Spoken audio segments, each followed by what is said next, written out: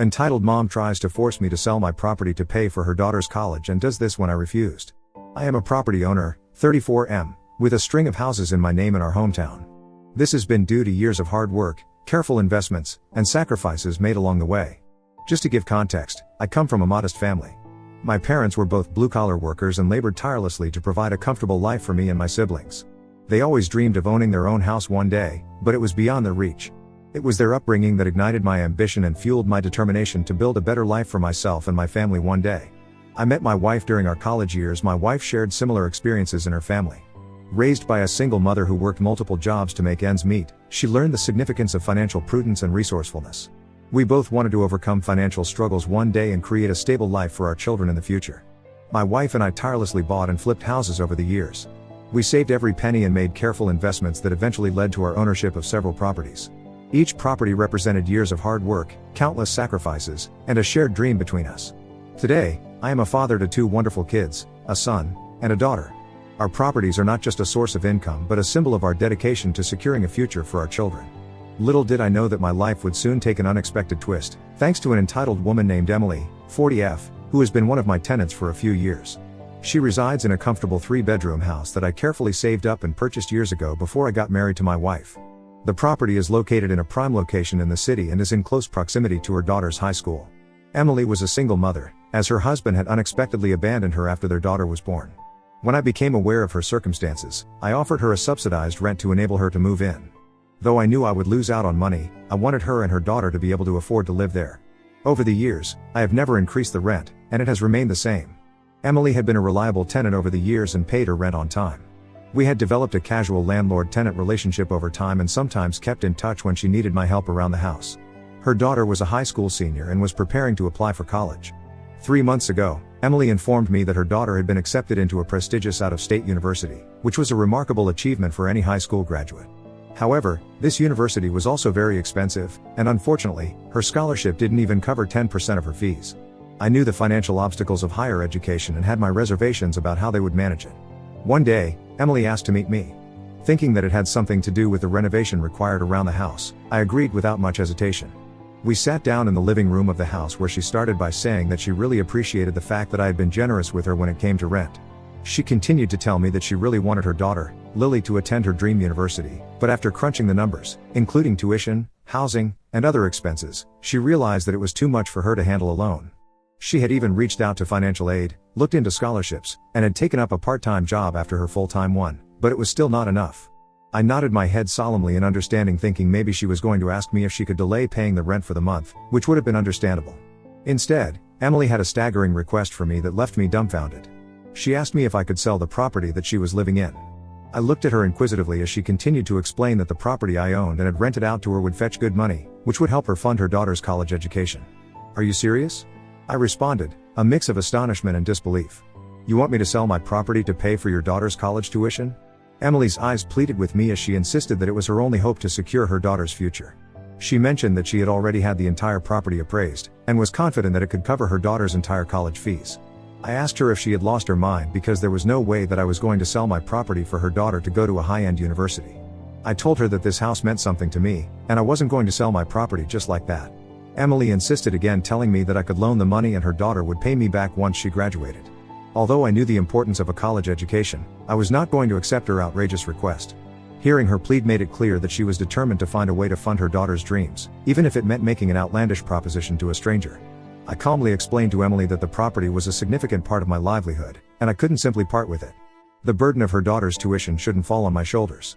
I told her that if she couldn't afford to send her daughter to the university, she could ask her family members for help or look into finding a more affordable option for her daughter. Despite my efforts to make her see reason, Emily continued to press the issue, asserting that I was the only one who could help and it wasn't a big deal to sell my property and give her the money. I realized that this was going nowhere. I left the property after asking Emily to not approach me regarding this ever again. I requested her to realize how outrageous she sounded and that she should find another way. I thought she would realize her mistake eventually. But over the next few weeks, Emily didn't give up. As Emily's daughter was inching closer to her college journey, the situation was becoming increasingly more and more unbearable. Emily, despite my denial, kept pleading with me every day to sell my property as soon as I could and even stopped paying her rent in protest. Our once amicable relationship had soured. The tension between us grew as Emily remained steadfast in her belief that the property I owned was the solution to her financial woes. She was convinced that my refusal was selfish and that it was putting her daughter's future in jeopardy. On the other hand, I was losing out on money when she refused to pay her rent in protest. I warned her that I would take this to court because we had an ironclad agreement, but she refused to comply, and it became increasingly clear that her demands had no end. The turning point came when Emily started involving others in our dispute. She started to approach her friends and the neighbors around my property, painting me as an unsympathetic landlord who refused to help a young girl realize her dreams. She told them that I was very wealthy, but I refused to help her out by loaning her the money. Given her status as a single mother who struggled to make ends meet, her story garnered sympathy from those she confided in. To amplify her cause, Emily took to social media and wrote a Facebook post, placing the blame for her daughter's inability to attend college squarely on my shoulders. Soon, the rumors started to circulate in our neighborhood. People sympathized with her plight and assumed that I was indeed in a position to help but was knowingly not helping. I couldn't help but feel like an outsider in my own community. My wife finally decided to reach out to Emily to address the escalating conflict. With the tension in the neighborhood mounting, she felt that direct communication might be a path toward resolution. Emily, however, wasn't in the mood for a calm discussion. She immediately launched into a tirade about how I, as the landlord, had the means to sell the property, which she believed was the only way to secure her daughter's future. Despite my wife's earnest attempts to reason, Emily's conviction remained unshaken. She asserted that we had the means to fund her daughter's college education and that we were being selfish. The conversation continued in a repetitive loop, with Emily repeatedly pushing my wife to convince me to agree to her demands. Her post, which had painted me as an unsympathetic and wealthy landlord who was refusing to help a young girl achieve her dreams, had a noticeable impact on the neighbors and the local community. Some neighbors who had previously been on friendly terms with us started to view us with skepticism. They began to believe that I indeed had the means to alleviate her daughter's financial burdens, but that I was knowingly refusing to do so out of selfishness. Others, who were aware of my upbringing, hard work, and the reality of my situation, shared my perspective and were just as appalled by Emily's audacious demand for me to foot the bill. They reminded me that I needed to protect my property and maintain the hard-earned legacy I had built. The community became more and more divided every day, with some sympathy being directed toward Emily. Despite the mounting pressure, I stood my ground, resolute in my decision to protect my property.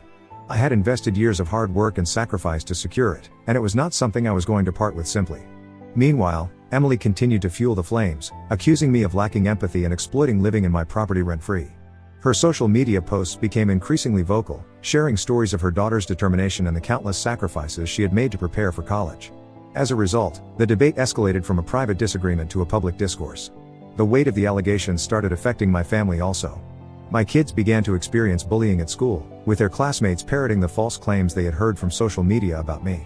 It was heartbreaking to witness the distress this situation caused them.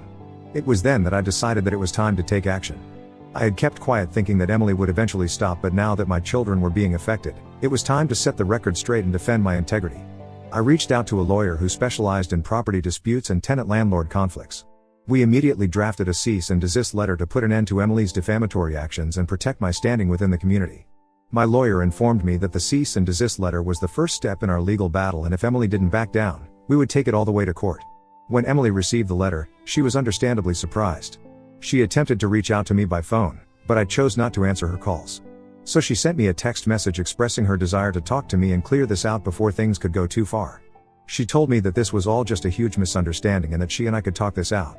I replied back stating my intention to take her to court. I told her to brace herself and enjoy it because she was going to regret ever trying to mess with me. I know this is going to be an uphill fight because this woman has been relentless in insisting that I should pay her daughter's tuition and ruining our family reputation, both in the community as well as online. My lawyer is currently preparing for the case, in case it goes to trial when she doesn't back down, outlining all the false accusations and the harm she has caused us in the last few months. When some of my relatives found out that I was taking her to court, they suggested that I should give her a chance to sort out the issue since she is a single mother and is trying to do what is best for her child. So Reddit, am I the a-hole for refusing to sell my property to pay the entitled mother her daughter's college fees and instead dragging her to court? Update 1. Emily has responded to our legal action with a letter of her own, filled with threats and more defamation. She has accused me of charging a high rent despite knowing her financial situation, which, according to her, made it impossible for her to save up for her daughter's education. I can't believe how far she is going to stoop down and lie just to get what she wants. Her accusations are baseless, and it is frustrating to see her play the victim card when I had already provided her with subsidized rent. It is clear she is trying to manipulate the situation in her favor, and I am not about to let that happen. It is clear that Emily is not going to back down without a fight. My lawyer, Matthew, has assured me that we have a strong case as her accusations are baseless, but has asked me to be prepared as the legal process is going to be long and draining. I can't help but think about how this situation has escalated so quickly. It was never my intention to end up in a courtroom, especially with someone who had been a tenant on my property. But sometimes, you have to stand your ground and protect what's rightfully yours. Emily might have her reasons, but I can't allow her to pressure me into selling my property. My family's future is at stake, and I am determined to see this through, no matter how challenging it would be. I will update you next when the legal proceedings begin. Update 2. Since my last update, the legal proceedings have officially begun. The anticipation leading up to the court date had been excruciating and the courtroom was charged with tension as both parties presented their arguments and evidence. Emily, flanked by her attorney, portrayed herself as a struggling mother determined to secure her daughter's future. Her attorney painted a vivid picture of financial hardships, emphasizing how my property had been the last lifeline for her daughter's dreams of attending the prestigious out-of-state university. Emily's testimony was laced with emotion, her eyes welling up with tears as she described the sacrifices she had made as a single mother, the long hours she worked, and her unwavering commitment to her daughter's success. She talked about her relentless job searches and numerous applications for scholarships and financial aid, painting herself as a mother who had left no stone unturned. Throughout the proceedings, Emily's attorney relentlessly painted me as a wealthy, unsympathetic landlord who prioritized profits over a young girl's dreams by charging her with high rent. They implied that I had been aware of Emily's financial struggles yet continued to exploit her situation. But the most astonishing twist in the story came when Emily introduced a witness who was a family friend. We were shocked when this friend claimed to have witnessed a conversation between Emily and me where I allegedly promised to sell the property to finance her daughter's college education. I sat in disbelief as this blatant falsehood was presented in the courtroom. My attorney, Matthew, vehemently challenged this claim, asserting that no such conversation had ever taken place. He decided to take a more methodical approach to disprove this witness's claim. First, my attorney carefully cross-examined the family friend who had testified about the alleged conversation between me and Emily.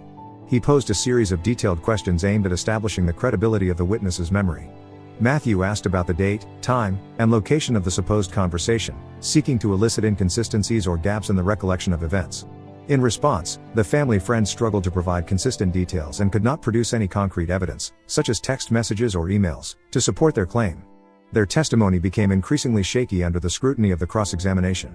To further undermine the credibility of Emily's case, Matthew presented evidence that directly contradicted the claim by introducing records of text messages and emails exchanged between Emily and me during the time period when the alleged promise was said to have been made. These messages clearly showed that the subject of selling the property to fund her daughter's education had never been discussed, and Emily was the only one who was forcing me to sell my property to loan her the money. Additionally, we had a neighbor who lived adjacent to Emily's property testify that Emily had been paying less rent than all the other renters in the area. My lawyer pulled up receipts from other tenants residing in the neighborhood to prove the same. Matthew went on to argue that the absence of any written or electronic communication regarding the supposed promise that Emily claims, coupled with the neighbor's testimony, casts doubt on the family friend's account and hence cannot be held as concrete evidence. We then focused on proving that Emily had intentionally gone to great lengths to slander my reputation on social media, which, in turn, had resulted in the bullying of my children. My attorney presented a comprehensive record of Emily's social media posts and messages where she had accused me of being an unsympathetic and heartless landlord who refused to support her daughter's dreams. These posts were filled with emotional appeals and outright falsehoods, designed to gain sympathy and support from the community. We highlighted that these posts were intentionally crafted to create a narrative that painted her as a struggling mother doing everything in her power to secure her daughter's future when in reality she was emotionally blackmailing me to sell my property. Matthew then introduced screenshots of social media comments and direct messages from individuals who had engaged with Emily's posts. Some of these individuals were part of the local community and had formed a negative opinion of me based on the false information presented by Emily. These comments ranged from expressions of sympathy for her plight to outright accusations that I was an unfeeling landlord exploiting her situation. In addition to the social media evidence, we presented witness testimonies from my children, who had seen my children experience bullying at their school due to Emily's social media posts. They described how their classmates had echoed the false claims they had read on social media about their father, leading to name-calling and harassment. My attorney went on to argue that there was a direct connection between Emily's false accusations on social media and the bullying my children had endured. The intentionally misleading narrative she had crafted had not only damaged my reputation but had also directly affected my family's well-being. This presentation of evidence effectively showed how Emily's actions on social media led to real-life consequences for my children. As the legal proceedings continue, I am confident that justice will be served. The evidence presented so far has shed light on the truth and exposed the false claims made against me. I believe that the court will see through the manipulation and ensure a fair outcome in this case. Update 3, we won. The past month has been a grueling experience due to the legal proceedings. It has been like a roller coaster ride, with unexpected twists and turns. My lawyer continued to present evidence and testimonies, which made it increasingly clear that Emily's claims were baseless. Her attempt to manipulate the situation by introducing a family friend who falsely testified about a promise I had never made fell apart under scrutiny.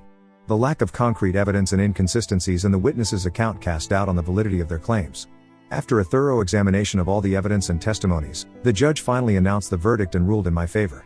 This came as a huge relief to me, and I was grateful that the judge had seen through all the baseless claims.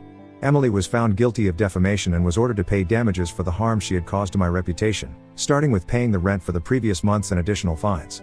A restraining order was also issued by the judge, preventing Emily from making any further defamatory statements about me or my family. This ruling successfully validated my actions and my right to protect my property. As the legal battle concluded, I watched Emily sitting beside her lawyer looking defeated.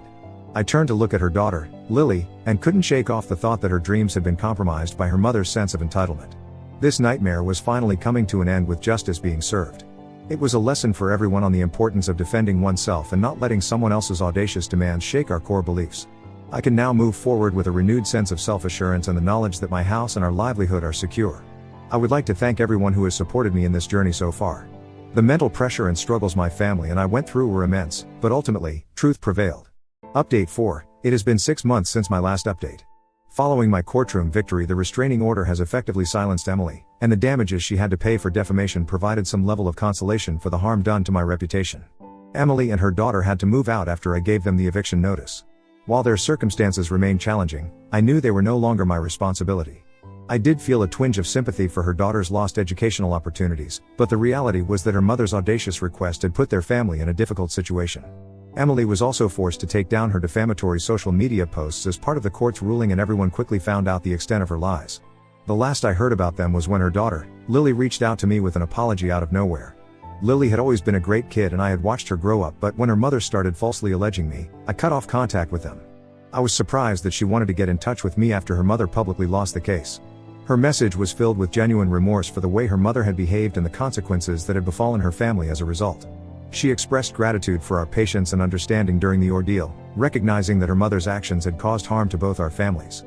She also shared that they had relocated to a more affordable area and that she had decided to attend a local college to pursue her education. She informed me that she had spoken with her mother after the legal proceedings had ended, and had asked her to back off, stating that she was determined to secure her own future without making any audacious demands. I felt sympathy for what she had to go through at such an early age because of her entitled mother's false claims. I told her that everyone deserves a second chance, and it was admirable that she was taking control of her own destiny. I wished her the best of luck with her studies and assured her that the past was behind us. Now that Emily and her daughter no longer live on my property, our life has settled into a new normal. The weight of the false accusations and the bullying our children faced earlier has been lifted. We took action by reaching out to our children's school and addressing the bullying they had gone through.